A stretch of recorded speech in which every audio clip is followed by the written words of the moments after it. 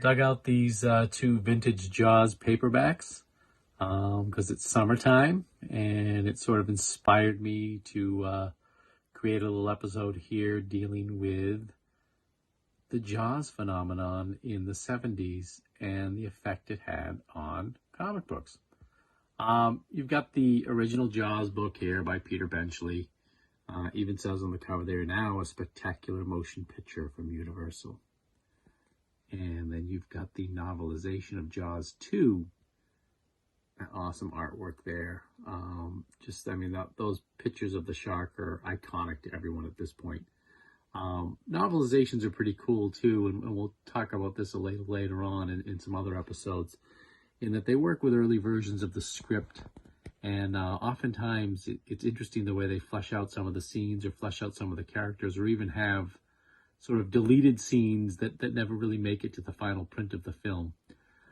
So these are the two Jaws paperbacks I've got. Now, as a kid, I would have looked through these, and of course they've got no pictures, which is upsetting. They probably came out prior to the film. But we've got those, and what we're really here to talk about today is comic books. So that kind of inspired me to dig through my stuff and pull out some Jaws-centric books. First up here is the Marvel Super Special, Marvel's adaptation of Jaws 2.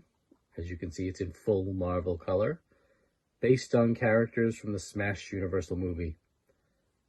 Marvel in the summer always put out these super specials or movie adaptations, and more so in the 80s and the 70s, but they did do it, and it was always so cool. I mean, they did Star Wars, Raiders of the Lost Ark, For Your Eyes Only, Krull, Blade Runner, Island of Dr. Moreau. I mean, it was usually genre movies, obviously, because that's what's going to fit in a comic book.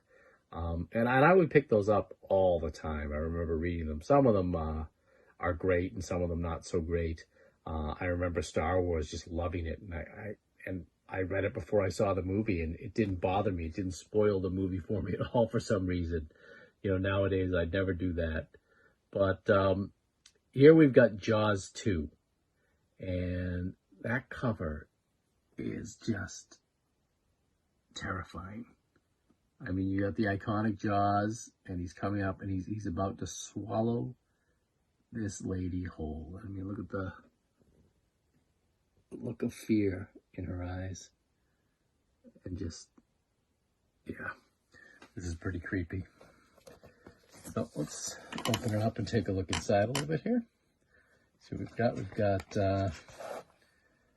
artwork is by the great Gene Colan. They've got an interview with the director, Jeannot Schwartz. And again, this is, a comic book adaptation. Obviously, they move along a little bit quicker than a film, and they have to do it at a little bit different pace. So this moves pretty fast. I try to tell the whole movie in however many panels, but this one's got some great gory scenes in it. For example, in the movie, this guy you just see the shark sort of come towards him. You don't see the after effects. Here you can see that he's just got literally swallowed whole. Lots of blood. Then we come to Amity. And here's our protagonist, Chief Brody. A lot of times they couldn't get the likeness rights for some of the characters. So in this, that does not look like Roy Scheider. He does have kick-ass shades, though. And, you've got some great Gene Colan artwork here. Gene Colan was known particularly for, he did Daredevil. He did a lot of Marvel work, but Tomb of Dracula was his masterpiece. He drew almost all the issues of it. And Marv Wolfman was the writer. And it's fantastic, and I'll probably do an episode on that one day. But right now, we're talking about Jaws 2, and here we've got the water skier scene. What the heck? Ah! And again, look how gory this is. It's Jesus Christ. It's super gory. So I mean, look at that. It goes to that. He just turns her into hamburger meat. So, and for a lot of these shots, you can see it's that shot of the shark sort of swimming out under her. Here's where it gets blown up. Pretty cool. I mean, look at that panel there. That's awesome. Ah, now here, that looks just like Harold H. Harold, who was a character in Tomb of Dracula. He was sort of this goofy character.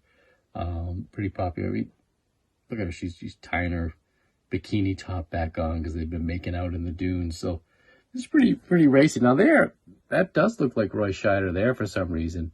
I don't know why he doesn't make him look like it later on in the book. Or you've got all the kids heading out to the lighthouse. You've got the whole story here. Another one that kind of looks like Roy Scheider right there. I guess he was kind of doing it. So they go out on the regatta. Let's see if we can find some more gory shark scenes. Here's a shark bumping the boat. Oh, and again, the shark just jumps out of the water and chomps people like crazy. Toot toot. Whoosh, splash, crunch. But I mean, Colin's artwork was amazing. It's just, and the way these panels are set up, it's like chaos, which I guess is what maybe the point they were trying to make. I'm not sure who had adapted this. Maybe it was Roy Thomas. He did a lot of those. It doesn't say here. Here's the helicopter scene. And you can see that for some reason, I think Roy is with them in the helicopter.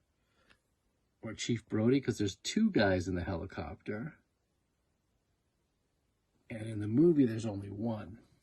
So I think that's the way they're getting Brody out there. Yeah, because look, now the helicopter gets smashed. Brody's like jumps out. Helicopter explodes. Or maybe not. Maybe Brody's on this boat. I don't know. Well, apparently there were two guys in the helicopter that maybe it was supposed to be.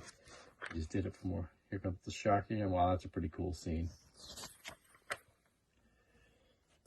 I don't see any more people getting killed by the shark. And here we're going to have at the end, yep, here comes the shark biting the thing. Zap, boom, the end. From the jaws of disaster by the skin of his teeth, and this is still the director. Oh, awesome house ad for the Hulk magazine. Little editorial about Jaws. And then, hey, that doesn't scream 70s to you. The house ad for the Kiss comic, which came out around the same time.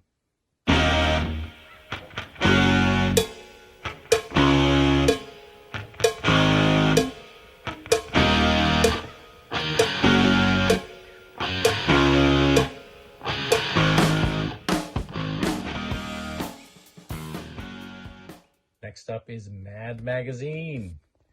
I mean, come on. You can't have a movie parody without Mad Magazine. So here's Mad's version of the Jaws shark. Came out in January of '76. Same situation. I think Mad must have gotten the scripts up front prior to the movie coming out. I know Jaws came out in '75, so they were right after the fact on this.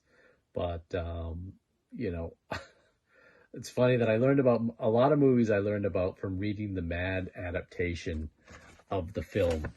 And they were pretty accurate to a certain degree. Let's see what we got here. Of course, it's Yich. And you're going to have, your Mad Mort Drucker, who drew most of these. He's really awesome.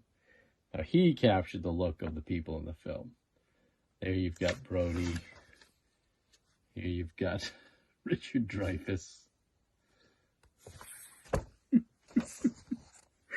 But here's a great bit. How come we're all enjoying ourselves and the chief of police has to work?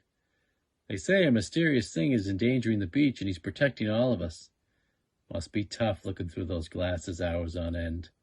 What dedication. I'm sure that whatever he's looking for, he's going to get it. Not unless somebody tells his wife.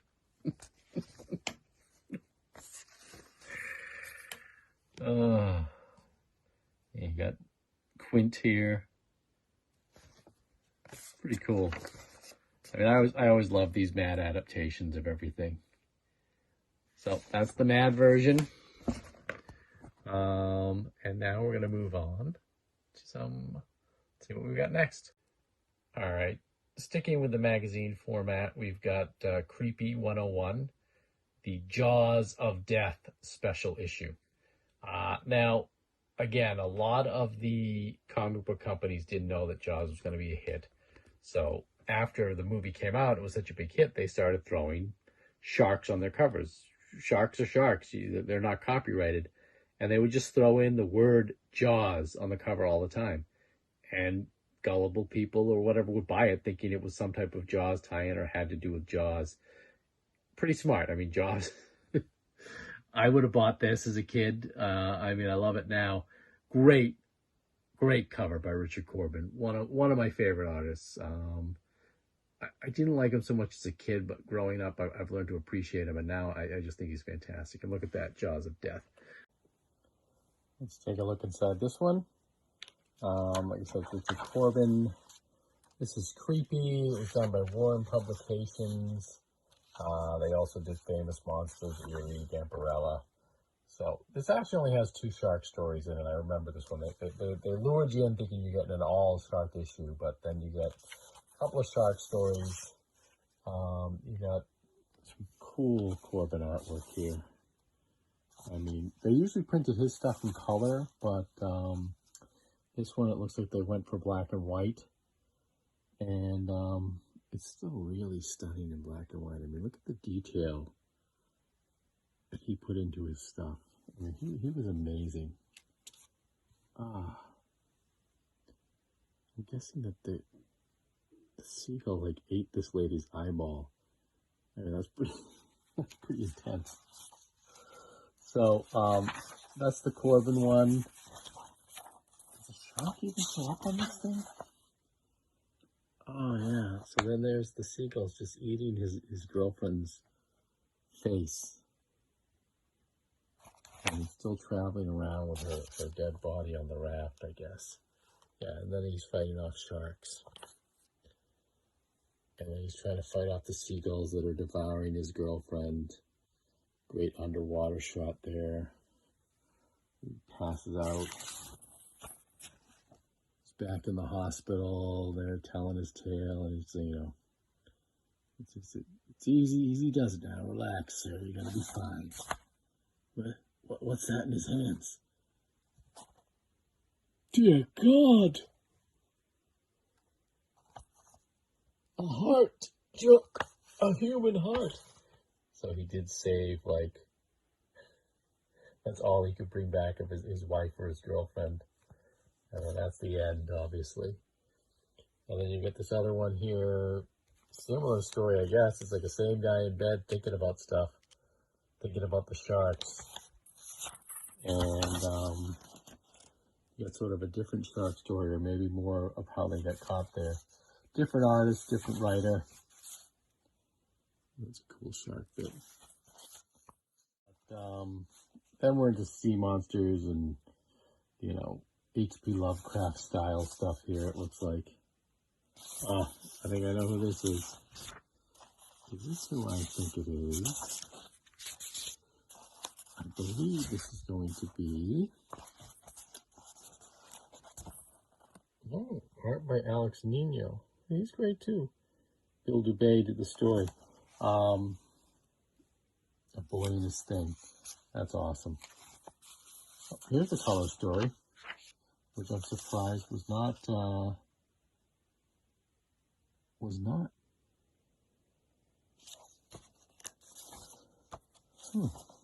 pretty cool. Seven Sisters of the Sea. I'm just surprised that color story wasn't Corbin. There's some cool artwork here. This is more about a kraken or a sea monster. Very cool. And then you get your stories, and then you'd have like 800 pages of ads. Which I always was dying to like order this stuff and never was able to get any of it. And one day we'll go through some of these, but this is Shark Week, so we're doing sharks right now. Ghost Rider 16. And again, you can see shark cover in the gripping tradition of Jaws, the most savage shocker of all, blood in the water. So they're always throwing that word Jaws on the cover, getting you to look at the shark. Let's see what year this came out. This was 1975. So this is right around the time the movie came out. Bill Mantlo, George Tuska artists. Very cool. Blood in the Waters. Ghost Rider's an all-time favorite of mine, but there you've got the Ghost Rider shark cover. Now, let's see what we got next. We've got Tarzan, Edgar Rice Burroughs. This is, he's being dangled over a pool of sharks. Now, they didn't go with any blurbs on the cover other than what evil waits in the Temple of the Virgins. It's a great Joe Kubert cover. What do you call him? Kubert or Kubert? I think it's Kubert. My favorite artist of all time. Number one, for sure. I love his stuff. He's the first guy I knew by name as a comic book artist because he always signed his work. I could read it. Awesome cover. We've got another Kubert cover here on The Unknown Soldier in Star-Spangled War. Floating mines, jump or we're dead. Dun, dun, dun, dun. Very cool. That's a 20-cent book. I just love these old Bronze Age covers, man. They just don't do stuff like that anymore. They tell you the whole story, you know. You got to get the book to know what's going to happen in there. Amazing. Now, Weird Wonder Tales. Again, deadlier than Jaws. You must read The Shark. So they're trying to play off of the Jaws phenomenon again. And that, comic books were great for doing stuff like that. Weird Wonder Tales was basically a book of reprints. It was book, you know, they reprinted stories. There might be some originals in there, but a lot of it was reprinted tales from the some of the 50s and early 60s books, even somewhat as far back as the 40s, I believe. I bought this book as a kid off the rack because I was like, this is going to be awesome. This is going to be a Jaws book. And here is the interior artwork. The story was The Shark. And I was bored to tears as a kid by the story. Now I think it's pretty cool. But it was this really old style artwork, which I love now. But as a kid, I wanted something like Joe Kubert or, you know, Gene Colan, something like that. Learn Kung Fu and Karate by record. Very cool. So these books are awesome now. I love them. But this was one of the ones that I actually did have as a kid. Not this particular issue. Mine got torn up to pieces. But there you go. Weird Wonder Tales, Jaws of the Shark. Let's see what we got next. Even Superman wasn't immune to the jaws of the killer shark. So again, you see that same pattern as they just keep throwing the word Jaws in there. Oh, we got a lifeguard telling people to get off the beach. It's Superman. You know, hey, shark, you don't tug on Superman's cape. Pretty awesome. Let's see what the story is in this one. I think what the real story, yeah. So the story on this one is it's actually I believe this guy was called the Shark or the Tiger Shark. He's kind of a cool villain. He's like, his head is like a shark's.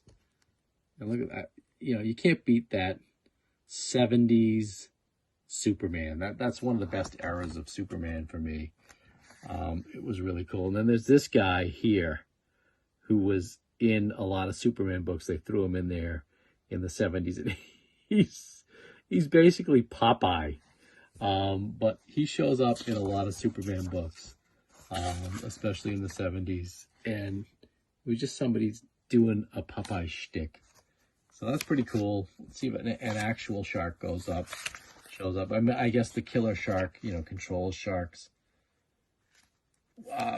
Submariner had a villain that was a shark as well, called Tiger Shark. There's Popeye again. Daily Planet. Huh.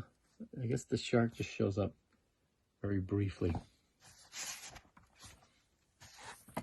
So there you go. And again, you got cool shark, and they're throwing the word Jaws in there. Now into the lower depths of comic books. Charlton Comics, who somehow got the Bionic Woman license. Charlton was, you had your Marvel, you had your DC, and then you had your Gold Keys and your Whitmans, and then you had your Charltons. And your Charltons were like shittier paper, shittier covers. The artwork was okay. The stories were okay. And I would get a lot of Charlton comics as a kid. I don't know where my mom found them, but I think they came in 3-packs a lot because I acquired a lot of Charltons as a kid. But they had a lot of cool licenses. They had the Bionic Woman, the $6 Million Man, Emergency. I think they had a few others that I'm forgetting off the top of my head. But here's their, shark version. Now, the one thing I will say about the Charlton, and especially because I remember this, is they drew her to look just like Jamie Summers. And I believe you've got, and look, that's definitely Richard Anderson as Oscar Goldman. There is something very cool about the Charlton. I mean, that's a dead Richard Anderson, a dead set Richard Anderson. And people love them. They have a real cult following. And I enjoy Charlton's too. And maybe we'll do an episode sometime with Charlton Comics. But this is the Bionic Woman and her shark cover. Now, of course, you can't have a shark cover without an Aquaman book. Here's the DC Supergiant. And you've got the shark with the human brain. That's your Aquaman. You'd think it'd be a more thrilling shark cover for Aquaman, but no, it's not. But now I got a couple of honorable mentions here.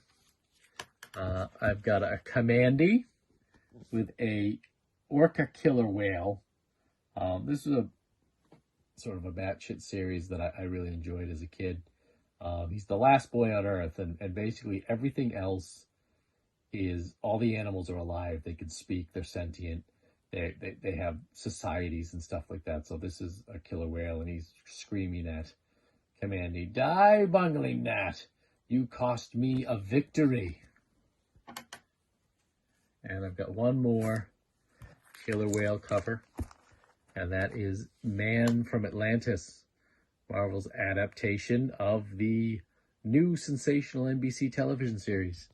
And again, you've got an awesome killer whale about to swallow someone whole. Very cool. Well, that's all I got for shark covers that I could find. If I dig up some more, I'll showcase them later. Thanks.